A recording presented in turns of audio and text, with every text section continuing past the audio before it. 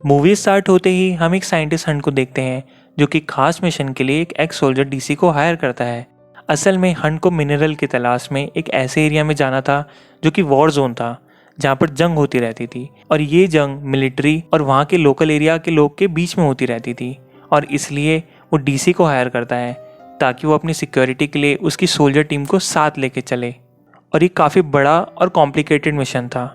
DC अपने साथ Hunt की इस डील को ऑन करता है और उससे एडवांस ले लेता है और अपनी एक सोल्जर टीम रेडी करके उस जगह के लिए चल पड़ता है। उसकी टीम में 6 सोल्जर होते हैं। उन सबके अलग अलग रोल थे। वो लोग केयरफुली उस जगह पर हंट को लेके जाने में कामयाब हो जाते हैं। वहाँ पर उन लोगों के काफ़ी पुराना मिलिट्री शेल्टर दिखाई देता है और यहाँ पर हंट का टारगेट उस मिलिट्री शेल्टर के अंदर जाना था। 2 सोल्जर बाहर पहरा देने के लिए रुकते हैं और बाकी सोल्जर शेल्टर के अंदर जाते हैं उसे एक्सप्लोर करने के लिए। जो सोल्जर शेल्टर के बाहर होता है उसे वहाँ जंगल की तरफ कुछ दिखाई देता है और वो फायरिंग करने लगता है। तब गोलियों की आवाज़ सुनकर बाकी सोल्जर भी शेल्टर से बाहर आ जाते हैं, लेकिन उन्हें वहाँ पर कोई नहीं दिखाई देता। अचानक से उन्हें रेडियो पर एक तेज़ फ्रीक्वेंसी सुनाई देने लगती है जिससे वो डिस्टर्ब हो जाते हैं। तब एक सोल्जर रेडियो ऑफ करने की कोशिश करता है, लेकिन उसके शोल्डर पर गोली लग जाती है और वो इंजर्ड हो जाता है। डीसी एक सोल्जर को जंगल की तरफ चेक करने के लिए भेजता है और एक दूसरा सोल्जर इंजर्ड सोल्जर के कंधे से गोली निकालता है। जंगल से वो सोल्जर वापस आकर बताते हैं कि वहाँ पर किसी चीज़ का कोई नामो निशान नहीं है। तब डीसी 2 सोल्जर्स को वहीं निगरानी करने के लिए बोलता है और फिर से बाकी सब उस शेल्टर के अंदर जाके उसे एक्सप्लोर करने लगते हैं। शेल्टर में उन्हें एक जनरेटर मिलता है जिसे हंट ऑन कर लेता है। दूसरी तरफ सोल्जर्स एक ऐसे रूम में पहुंचते हैं जहाँ पर बहुत सारे आदमियों की डेड बॉडीज़ पड़ी हुई थी और देखते ही देखते उन डेड बॉडीज़ में से एक हाथ बाहर आता है और वो चिल्ला चिल्लाकर डीसी को बुला लेता है।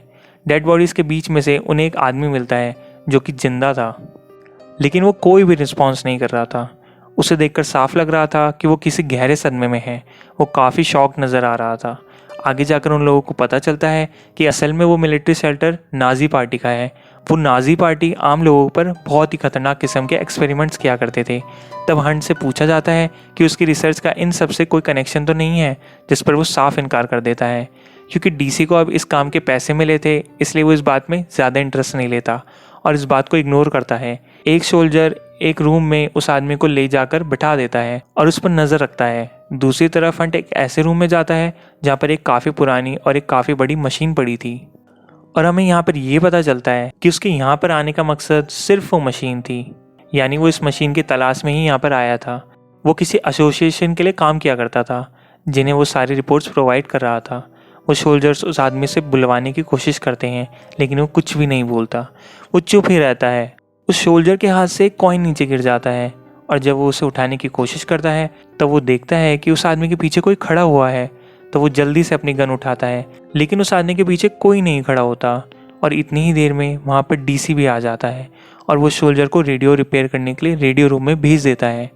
हंट जो कि अपने काम में बिजी होता है और वो ऐसा फील करता है कि उसके पीछे कोई खड़ा हुआ है और जब वो टर्न करके देखता है तो वहाँ पर कोई भी नहीं होता। घबराहट के मारे वो वहाँ से बाहर जाने की कोशिश करता है, लेकिन किसी ने बाहर से डोर लॉक कर दिया था। तब उसे एक बार अपने पीछे किसी की प्रेजेंस का एहसास होता है और दोबारा से मुड़कर देखने पर वहाँ पर कोई भी नहीं होता और इतनी देर में डीसी वहाँ पर पहुँच जाता है और दरवाज़ा खोल देता है। तो हंट उसे कहता है कि उसके सोल्जर उसके साथ मजाक कर रहे हैं। उस रूम में आकर डीसी को भी हंट के मकसद के बारे में पता चल जाता है, लेकिन उसे इस बात की समझ नहीं आ रही थी कि आखिर उस मशीन में ऐसा क्या है जो हंट अपनी जान की परवाह किए बगैर यहाँ पर आया है। तब हंट उसे बताता है कि सेकेंड वर्ल्ड वॉर के दौरान वो नाजीज मिलिट्री इस मशीन का इस्तेमाल करके जीतना चाहती थी। जिस रूम में उन आदमियों की डेड बॉडीज़ मिली थी उस रूम में इस मशीन की बनाई गई एनर्जी को कंट्रोल किया जाता था और कलेक्ट किया जाता था और इस टाइम में इस मशीन का यूज़ नहीं किया जाता और अब वो काफ़ी अनमोल हो गई है। और दूसरे सोल्जर को उसी रूम से कुछ आवाज़ सुनाई देती है। जब वो वहाँ चेक करता है तो उसे वहाँ पर एक इंजर्ड आदमी मिलता है जो देखते ही देखते गायब हो जाता है। तब वो सोल्जर जल्दी से वहाँ से भागकर एक दूसरे सोल्जर के पास आ जाता है। वो समझ रहा था कि शायद उसने कोई घोस्ट देख लिया हो। एक सोल्जर रेडियो रूम में रेडियो ठीक कर रहा होता है और तभी अचानक से पूरे शेल्टर के स्पीकर ऑन हो जाते हैं और वहाँ पर एक जर्मन सॉन्ग प्ले हो जाता है। तब वो सोल्जर उस रेडियो को बंद करने की काफ़ी कोशिश करता है और वो रेडियो बंद नहीं होता। तब वहाँ पर शॉर्ट सर्किट होता है और वो रेडियो अपने आप ही बंद हो जाता है। शेल्टर के बाहर बॉम्ब गिरने की आवाज़ सुनाई देती है, लेकिन कोई भी ब्लास्ट नहीं होता। वो लोग देखते हैं कि पूरे जंगल में रोशनी ही रोशनी फैल गई है और लाइट में बहुत सारे लोग भी खड़े हुए नजर आ रहे थे और वो सब सोल्जर्स उन पर अंधाधुंध फायरिंग कर रहे थे, लेकिन उन खड़े हुए लोगों में वो एक आदमी को भी नहीं मार पाते। और तभी अचानक से तेज हवा चलने लगती है और वहाँ पर फिर से अंधेरा छा जाता है। वो नोटिस करते हैं कि उनका एक सोल्जर वहाँ से गायब है और उसकी जगह पर एक आयरन क्रॉस पड़ा हुआ है और वो सब ये देखकर हैरान हो जाते हैं कि आखिर ऐसा क्यों हो रहा है, ये सब कुछ कौन कर रहा है, क्योंकि वो आयरन क्रॉस नाजी सोल्जर के पास था।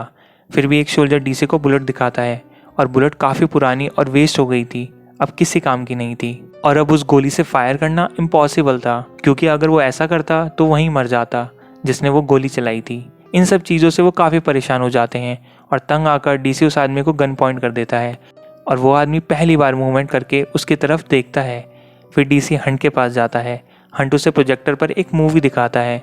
तब उन्हें पता चलता है कि नाजीज मिलिट्री इस मशीन का यूज़ करके मुर्दों को जिंदा करने की कोशिश कर रही थी, यानी वो रियलिटी से खेलने की कोशिश कर रही थी और वो एक ऐसी फौज बनाना चाहती थी जो कभी भी ना मर सके, यानी वो हमेशा के लिए अपना राज बनाना चाहती थी। इस प्रोसेस में उन्हें काफ़ी सक्सेस भी होती है। वो सोल्जर्स को उस रूम में ले जाया करते थे जहाँ पर उस रूम में बनाई गई एनर्जी को जमा किया गया था। सोल्जर्स को एनर्जी देने के बाद वो उन्हें मार देते थे, लेकिन इसके बावजूद भी वो नहीं मरते थे। फिर जर्मन जंग हार गया और वो सारे एक्सपेरिमेंट्स बंद हो गए और वो सारे सोल्जर्स अभी तक वहाँ पर फंसे हुए हैं और जो भी वहाँ पे आया करता था वो सोल्जर्स उन्हें मार देते थे, क्योंकि असल में उन्हें इसी मकसद के लिए ट्रेन किया गया था। ये सुनते ही डीसी वहाँ से निकलने का ऑर्डर देता है।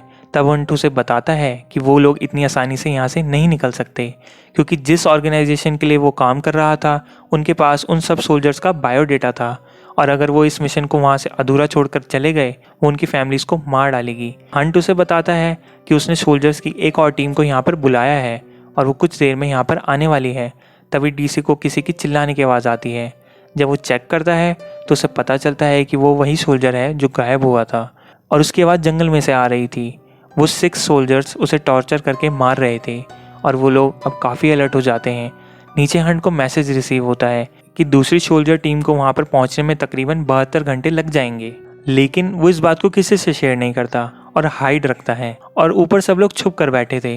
तभी अचानक से एक 6 सोल्जर वहाँ पर आ जाता है और एक सोल्जर को दबोच लेता है और वो उसे मार डालते हैं। सुबह सोल्जर्स को उन दोनों की बॉडी सर से जुड़ी हुई मिलती है। वो उन लोगों की वार्निंग का एक क्लू था। सोल्जर की आंख में उन्होंने बुलेट घुसाई हुई थी। ये देखकर डीसी वहाँ से निकलने के लिए ऑर्डर दे देता है और वो एक दूसरे सोल्जर्स को हंट के पास उसे बुलाने के लिए भेजता है। वो सोल्जर हंट को बुलाने जाता है, तभी एक 6 सोल्जर वहाँ पर आकर उसे एक पीक एक्स से उठाकर उसे दीवार से चिपका देता है और बाद में उसे क्रश कर देता है और जान से मार डालता है। हंट गन उठाकर उसे शूट करता है, उसका उस पर कोई असर नहीं होता। गोली की आवाज़ सुनकर बाकी सोल्जर्स भी वहाँ पर आ जाते हैं और वो भी उसे शूट करने लगते हैं, लेकिन देखते ही देखते वो वहाँ से गायब हो जाता है। हंट बाकियों को भी वो मूवी दिखाता है, लेकिन वो कोई भी भूतों पर ट्रस्ट नहीं करते थे और तभी उस मूवी में उन्हें वो आदमी नजर आता है जो कि उन्हें मिला था और वो भी एक सोल्जर था जिसका नाम ब्रीथर था। ये देखकर एक सोल्जर उसे जान से मार डालता है। हालांकि उसके सर में गोली लगती है, लेकिन फिर भी वो नहीं मरता और अचानक से लाइट ऑफ हो जाती है और ब्रीथर उस सोल्जर को लेके वहाँ से गायब हो जाता है। वो सब बाहर जाकर देखते हैं तो उन्हें उसका पार्टनर सोल्जर बाहर मरा हुआ मिलता है और उसके ऊपर 4 लिखा हुआ था, यानी उन नाजीज ने उन सोल्जर को रिप्लाई किया था कि अब वो सिर्फ 4 रह गए हैं। उन लोगों को अंदाजा हो चुका था कि वो कितनी बड़ी मुसीबत में फंस चुके हैं और अब वहाँ से निकलने के लिए कोई भी रास्ता नहीं बचा। तब उस मशीन को यूज़ करके उन नाजीज मिलिट्री को ट्रैप में फंसाने का प्लान बनाते हैं। वो लोग अपनी सारी तैयारी कर लेते हैं।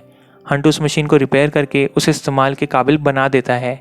एक बार फिर से जंगल में चारों तरफ रोशनी फैल जाती है और वो 6 सोल्जर वहाँ पर पहुँच जाते हैं और इस बार उनके साथ उनका वही आदमी यानी ब्रीथर उनके साथ होता है। नाजीज आगे बढ़ने लगते हैं और वो उन पर फायर शुरू कर देते हैं, लेकिन गोलियों का उन पर कोई असर नहीं होता। नाजीज बिल्कुल उस शेल्टर के पास आ गए थे।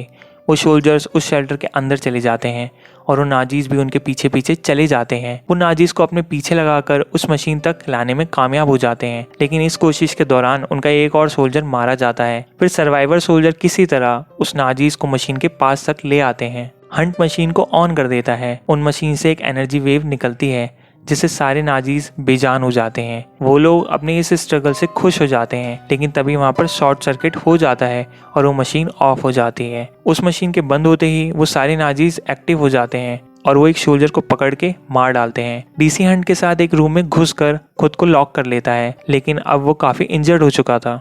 हंट उसे वेंटिलेशन पाइप के जरिए वहां से बाहर निकलने का कहता है, लेकिन वो चल नहीं सकता था और यही वजह है कि वो हंट को जाने देता है और खुद वो नाजी सोल्जर का मुकाबला करता है, लेकिन वो भी मारा जाता है। और दूसरी तरफ हंट पाइप के जरिए बॉडीज वाले रूम तक पहुंच जाता है, लेकिन वहां पर ब्रीथर उसका पहले से ही वेट कर रहा होता है और हंट भी मारा जाता है। दूसरी सोल्जर की टीम भी वहां पर पहुंच जाती है और उनके साथ भी वही होता है जो उनसे पहले आने वाले सोल्जर्स के साथ हुआ था, और उनकी डेथ के साथ ये मूवी यहीं पर एंड हो जाती है। Thank you. अगर आपको ये मूवी पसंद आई हो तो वीडियो को लाइक करें और चैनल को सब्सक्राइब करें। मुझे आपके सपोर्ट की बहुत ज़रूरत है।